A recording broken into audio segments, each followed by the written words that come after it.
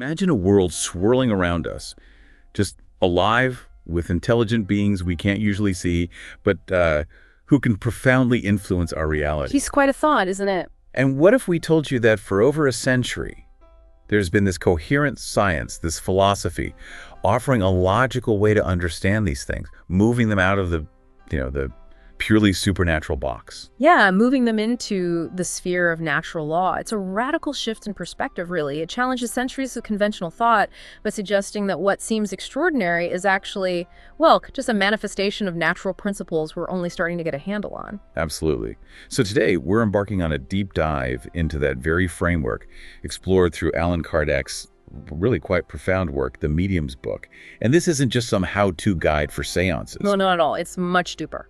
It's a systematic exploration of this invisible realm and our relationship to it. Our mission for you today is to unpack the most compelling, maybe even mind-bending, insights from this extensive work.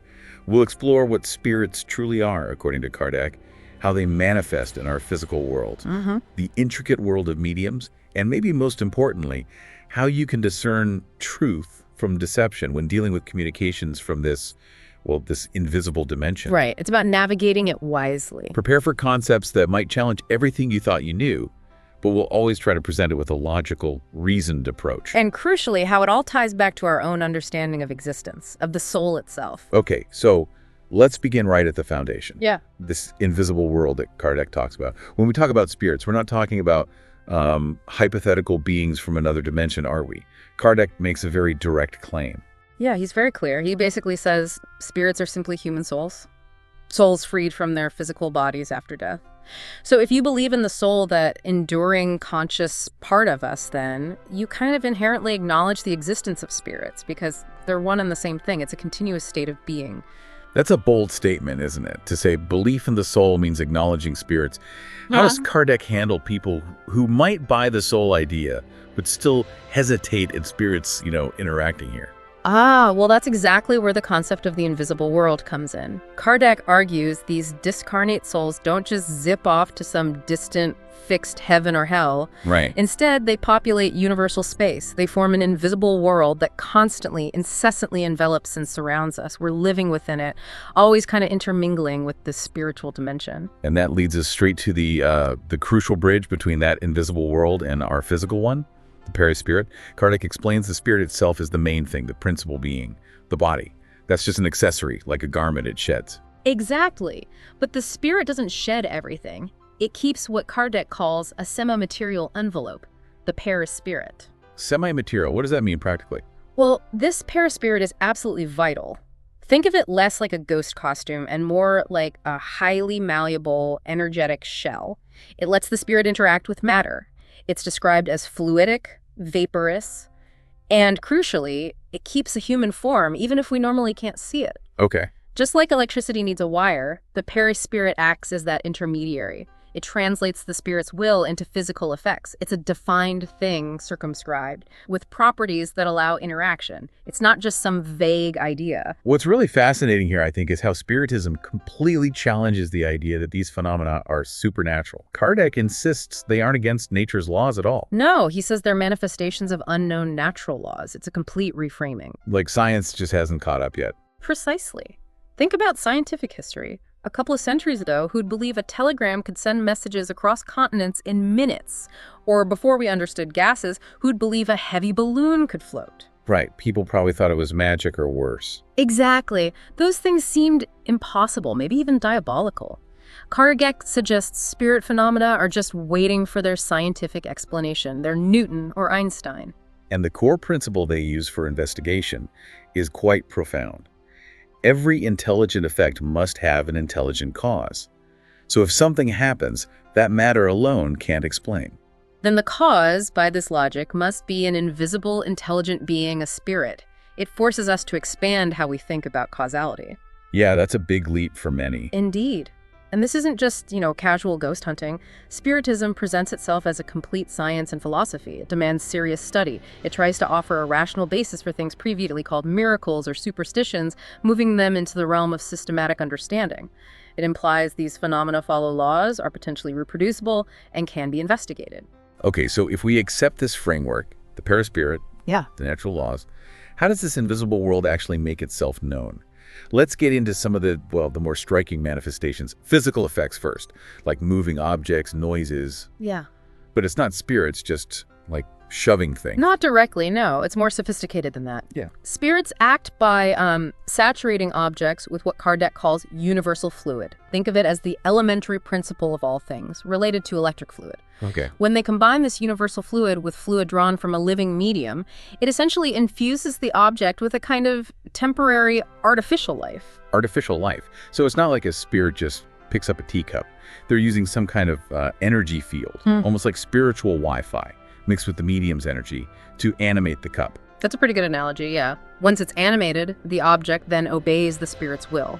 There are famous historical examples like Daniel Douglas-Home, a really powerful physical effects medium. He was documented being levitated, chair and all. Spirits can also apparently make objects seem heavier or lighter by concentrating or dissipating this fluid around them, affecting their relative weight. But it's not always intentional, right? Yeah. Like in a seance. What about spontaneous stuff?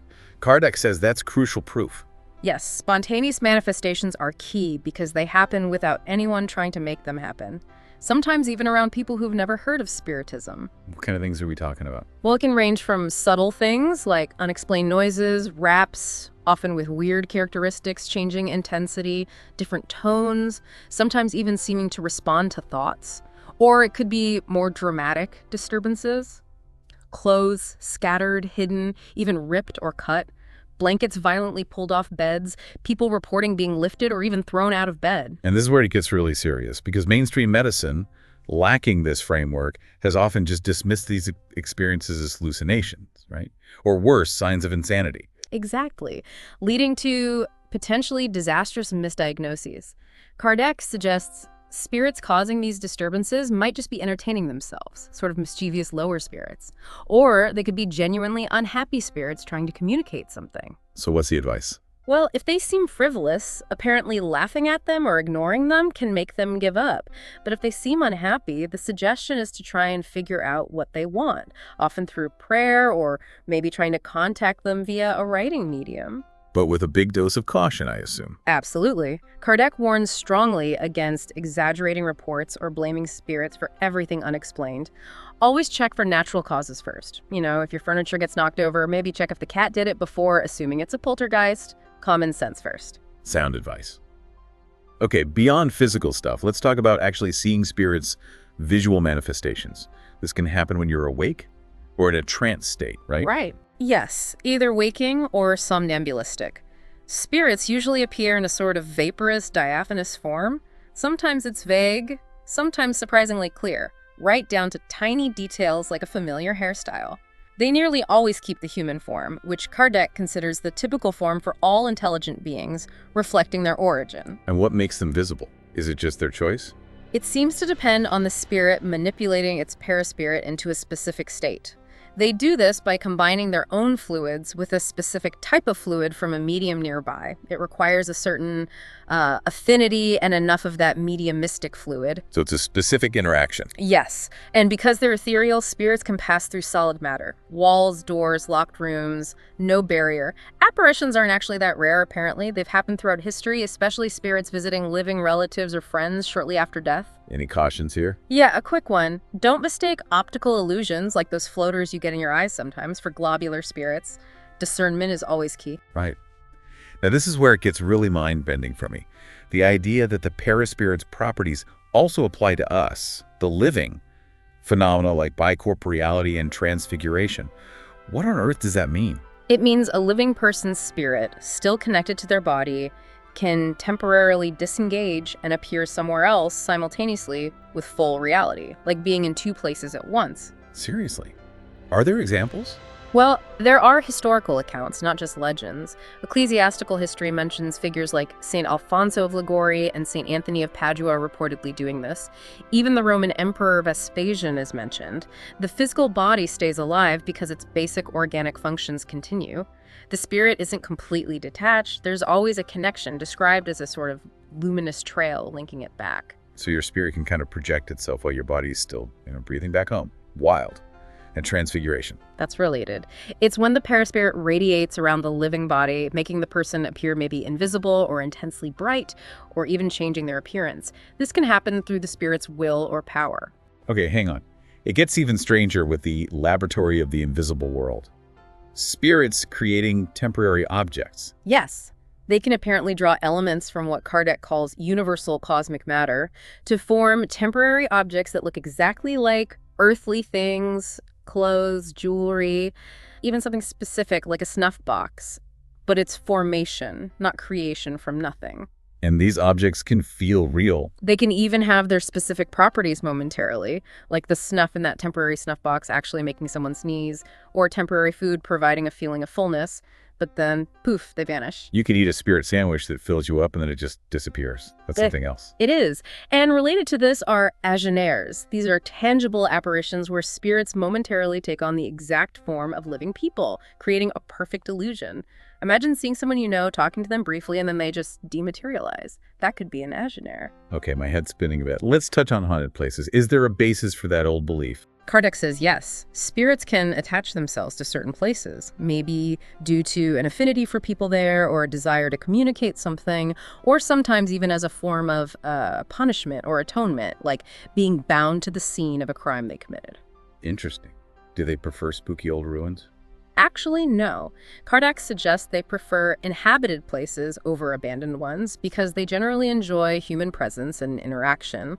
And forget the idea they only show up at midnight or on Friday the 13th. Those are just superstitions. They're not tied to our clocks or calendars. Okay, that covers a lot of the how. So once we understand the paraspirit and how spirits can manifest, the next logical step is communication, which brings us to the bridge. Mediumship. What exactly is a medium in this context? Simply put, a medium is an individual who acts as an intermediary, a go-between, for spirits to communicate with humans. They have a special kind of affinity and a power of expansion in their own paraspirit. This allows for a stronger fluidic connection, like a current, with discarnate spirits overcoming the usual repulsion and enabling communication. And it's not just one size fits all, right? Kardec outlines a whole spectrum of mediumship types. Absolutely. Think of it like different radio frequencies picking up different signals. At one end, you have physical effects mediums. These are the ones who can induce physical phenomena, movements, noises, the table rapping, maybe even levitation in rare cases. Right. Then you have hearing mediums who clearly hear spirits speaking, often like an inner voice. And speaking mediums where spirits seem to act directly on their vocal cords. The medium might not even be aware of what's being said or remember it afterwards. Like taking dictation they don't consciously process. Something like that. Then there are seeing mediums, gifted with the ability to see spirits, either while fully awake or in that somnambulistic, trance-like state. Somnambulistic mediums are interesting because they often act under their own spirit's influence. Their soul is sort of emancipated, allowing them to see and perceive beyond normal senses. But other spirits often help facilitate communication through them, too. It's complex. What else? Well, there are healing mediums. They have the spontaneous gift of healing, often just by touch or a look or a gesture. Sometimes they don't even know anything about magnetism or conventional healing techniques. Good spirits are said to strengthen this faculty. And inspired mediums receive thoughts or ideas mentally that feel foreign to them, often spontaneously. This can be for good or ill influences, of course. And beyond these general types. Kardec mentions special mediums. These are people with unique aptitudes. Maybe they're poets, musicians, painters, scholars, moralists, even physicians. They can transmit communications specifically in those fields, even if they themselves don't have that knowledge or skill on Earth. It's like the spirit is borrowing their specific talent as a conduit. Fascinating. Okay, let's talk methods. Yeah. How does communication actually happen? You mentioned rapping tables. Right, typology or raps. That was one of the earliest methods. It could be simple yes-no raps or more complex, using raps to indicate letters of the alphabet. It sounds basic, but it was powerful proof that an independent, unseen intelligence was responding. Spirits could even add mimicry, like violent raps indicating anger, or the table tilting gently for a goodbye. From raps to actual writing seems like a big jump. That's psychography. Yes, writing through a medium. It can be indirect, using tools like a planchette, that little heart-shaped board with a pencil, or even just a basket with a pencil attached. The medium's fingers rest lightly on the device. The tool itself isn't smart, it's just a pencil holder. The spirit guides. And direct writing. That's direct or manual psychography. Here, the spirit acts straight on the medium's arm and hand, making them write, often mechanically. The medium might be completely unaware of the content as it's being written. This is generally considered the simplest and easiest method. Incredible. Are there even more direct ways? There are rarer forms: pneumatography or direct writing. This is when spirits supposedly write directly onto paper or another surface with no human hand involved at all. It's usually spontaneous, maybe just a word or symbol. Think of the biblical story of the writing on Belshazzar's wall. Okay, wow. And there's also pneumatophony. This is when spirit voices are heard either close to the listener or seeming to come from the air itself, but not through the medium's vocal cords. Now, with all these potential channels open, it seems obvious there would be problems, dangers even. Safeguards must be crucial. What about the toll on the medium? Definitely. Mediumship, especially the physical kinds, can be tiring. It uses up the medium's vital fluids, their energy. Kardec is clear, though. Mediumship itself doesn't cause insanity. But he advises that people who are physically frail or maybe have eccentricity in their ideas, perhaps pre-existing mental health vulnerabilities, should avoid it or practice it very moderately. It could potentially exacerbate underlying issues. Yeah. He predicts doctors will eventually learn to distinguish these effects from actual mental illness. That makes sense. Yeah. But what about more sort of spiritual dangers? You mentioned obsession. That sounds bad. It is. It means a tenacious spirit imposing its unwelcome influence. There are different levels. Simple obsession is when the medium is aware they're dealing with a deceptive or annoying spirit. It's frustrating, maybe, but not truly dangerous if the medium isn't fooled. The advice is basically to show the spirit it's wasting its time, don't engage. Okay. Manageable, but it gets worse. Much worse. Fascination is far more dangerous. This is where the spirit gains such control over the medium's mind that the victim accepts totally absurd, even harmful ideas as completely rational and true. They become deaf to reason, to criticism from friends or family. The spirit often achieves this by flattering the victim's ego, their pride, making them think they're special, uniquely chosen. So it's like a complete mental takeover, a blind spot where they're convinced they're right against all evidence. Exactly. And then there's the most extreme form, subjugation. This is like a physical or mental constriction that paralyzes the victim's own will. They might be forced to do things against their will, like writing nonsense constantly, or performing bizarre, humiliating acts in public. Kardec mentions a case of someone compelled to kneel and kiss the ground publicly. That's terrifying. How do you fight obsession? It's not easy. The most effective tools are heartfelt prayer, sincerely asking for help from good spirits, and really attentive study of the smallest symptoms of deception. You have to be vigilant. Crucially, moral improvement is key, working on things like charity, kindness, humanity. Good spirits, Kardec says, only help those who try to help themselves. Developing your own moral strength gives you ascendancy over lower-order spirits. So it comes back to personal growth. Very much so. And again, that dose of common sense. Don't blame spirits for everything. Kardec tells a story about a farmer convinced spirits were killing his livestock. Turns out his stables were just filthy and diseased. Check the natural causes first. Clean your stables before blaming ghosts. Got it. Okay, this brings us to a really critical area: navigating truth and deception. How do you know who you're actually talking to? The identity issue. This is probably one of the hardest parts. Proving a spirit's identity is extremely difficult, maybe impossible sometimes. Lower order spirits, especially proud or mischievous ones, often lie. They'll claim to be famous, respected figures. Jesus, the Virgin Mary, Napoleon, Plato, famous saints, you name it. To gain credibility. Exactly. Interestingly, Kardec notes that truly high-order spirits, as they evolve, actually care less and less about their old earthly names. A guardian angel might just use a familiar name like St. Peter for convenience without literally being that historical apostle. So the name itself is almost useless as proof. Pretty much. The crucial point Kardec hammers home is, judge it by its quality rather than by its name. If a bottle of wine is bad, the label will not make it any better. Focus on the content, the purity of teachings. Is it logical? Is it morally elevated? Does it promote good? And remember, intelligence isn't the same as goodness. A spirit can be incredibly smart, but morally bankrupt, using its intellect purely to deceive. That's a really vital warning. So if names aren't reliable, what should you ask? What kinds of questions are appropriate? Questions should ideally be clear, precise, maybe even prepared beforehand, and follow a logical thread. High-order spirits generally prefer dealing with serious moral and philosophical questions, things that contribute to understanding or general human progress. They apparently ignore hypocrites and really dislike being treated like fortune tellers. So definitely don't ask for stock tips or lottery numbers. Absolutely not. Distrust any communications promising personal gain inheritances, hidden treasures, specific future dates for material events. Mocking or lesser spirits love leading people on wild goose chases for non-existent buried gold, or giving deliberately bad financial advice just for kicks. Kardec's view is that if Providence intends for someone to find some hidden wealth, it will happen naturally, not through a seance tip-off. So the focus should be moral guidance, not material problem solving. Yes. Spirits aren't there to solve all our scientific mysteries or save us from doing our own work and study.